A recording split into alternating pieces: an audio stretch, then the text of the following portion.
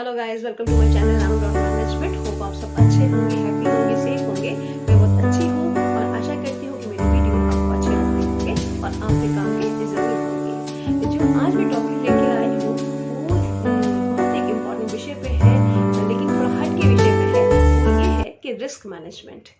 हालांकि ये जो टर्म है रिस्क मैनेजमेंट, ये बिजनेस के साथ एसोसिएट होता है, बट हम डे टू डे लाइफ में भी बहुत सारे फैसले करते हैं जिसमें रिस्क इन्वॉल्व होते हैं। जैसे हमारे कैरियर के फैसले हो गए, जैसे हमारे मैरिज के फैसले हो गए। तो इस टाइप से जब हम फैसले करते हैं तो हमें कुछ चीज़ें इवेल्युएट करनी पड़ती है, तो उसमें रिस्क इन्वॉल्व होता है। तो इसलिए risk management day to day life में भी उतना ही रिक्वायर्ड है।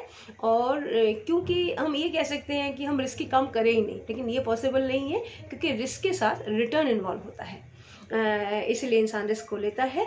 लेकिन रिस्क के साथ जो दूसरा शब्द इन्वॉल्व होता है वो है अनसर्टेनिटी। रिस्क में ये है कि या तो काम होगा या काम नहीं होगा।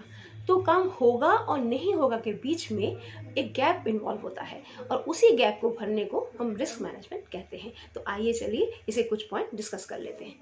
जो सबसे पहला फॉरमोस्ट पॉइंट है इस टॉपिक का वो है आइडेंटिफाई द रिस्क।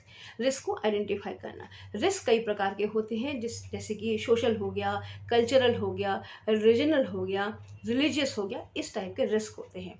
तो पहले आप उसको आइडेंटिफाई कर लीजिए कि किस टाइप का रिस्क है। जिस टाइप से मान लीजिए मैरिज है, मैरिज एक सोशल है, तो इस टाइप के आप जब रिलीजियस भी है और रीजनल भी है, तो इस टाइप के जो रिस्क है आप किस तरह से उसको पहले तो आइडेंटिफाई कीजिए कि वो किस टाइप का रिस्क है। देन आप इसी से में इन्वॉल्व जो स्टेक होल्डर्स हैं इसके, उससे आप बात कीजिए। मतलब जो पीपल है इसमें इन्वॉल्व, जैसे मान लो पास्ट में किसी ने मैरिज कराई है, या उसके किस टाइप के फैसले हैं, या वो फैसले अच्छे हैं निकले हैं या गलत निकले हैं। इस टाइप से आप उसको आइडेंटिफाई करने की कोशिश कीजिए।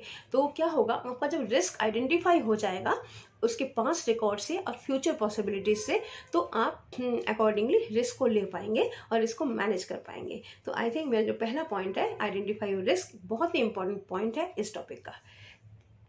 एक बार जब आपने रिस्क को आइडेंटिफाई कर लिया कि किस टाइप का रिस्क है वो, उसके बाद आप इसको एनालाइज कीजिए या इवेल्युएट कीजिए कि कितना रिस्क है या कैसा रिस्क है। तो इसको इवेल्युएट करने के लिए एक प्रोसेस होता है, उसे स्वॉट एनालिसिस कहते हैं। स्वॉट SWOT एनालिसिस। एस मतलब क्या हो गया, स्ट्रेंथ क्या है उस जो आपने डिसीजन लिया उसका स्ट्रेंथ क्या है। W इज फॉर वीकनेस, उसका वीकनेस क्या है। मैंने आप अगर स्ट्रेंथ आप देख रहे हैं खाली, तो वो देखने से ही काम नहीं चलेगा, उसकी वीकनेस का भी पता रखना पड़ेगा। और O है, उसमें अपॉर्चुनिटीज क्या क्या है, और जो T है उसमें थ्रेट क्या क्या है।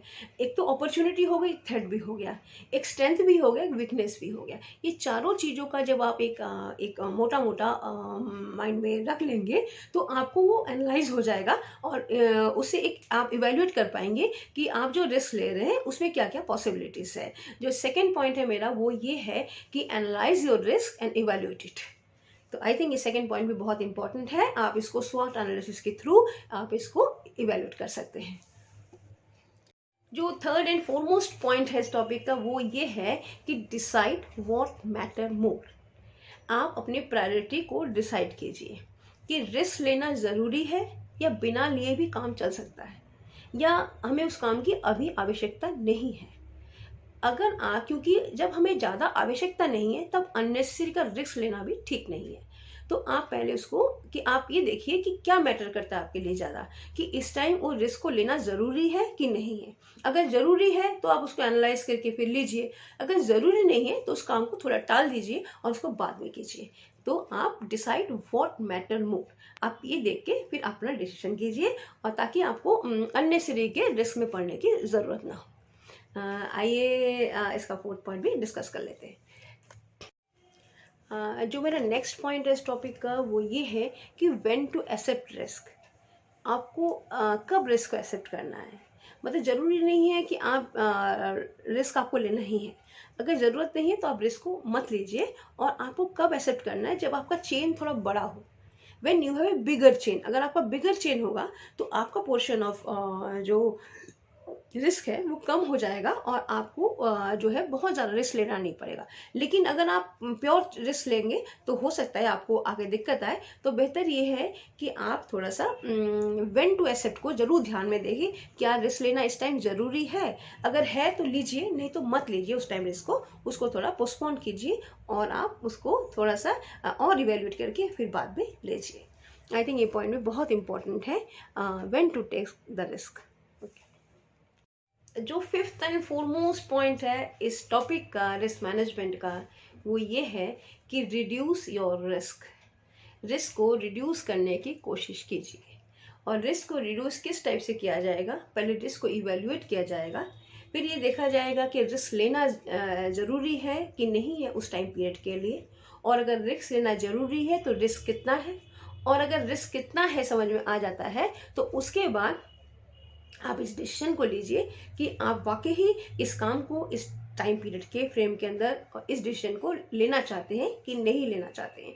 जब आप इस डिसीजन को लेंगे और आप अपने स्टेक होल्डर्स, जिस टाइप से आपके जो लोग हैं जो इसमें इन्वॉल्व है, उसने बातचीत करेंगे, उनको इन्वॉल्व करेंगे, तो नंबर ऑफ जो पार्टीज होगी बढ़ जाएगी और आपका रिस्क का फ्रेम कम हो जाएगा। जब रिस्क का फ्रेम कम हो जाएगा आपका पोर्शन का, तो आप उस रिस्क को ले पाएंगे और आप अपने काम को आराम से कर पाएंगे। तो ये जो पॉइंट्स है, ये रिस्क मैनेजमेंट के बहुत ही इंपॉर्टेंट पॉइंट है जो मैंने डिस्कस किए हैं।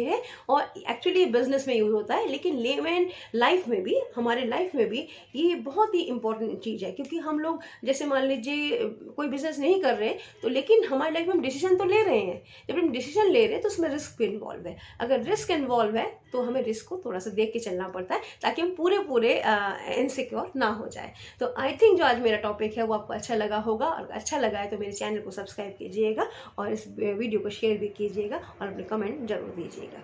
धन्यवाद। Thank you.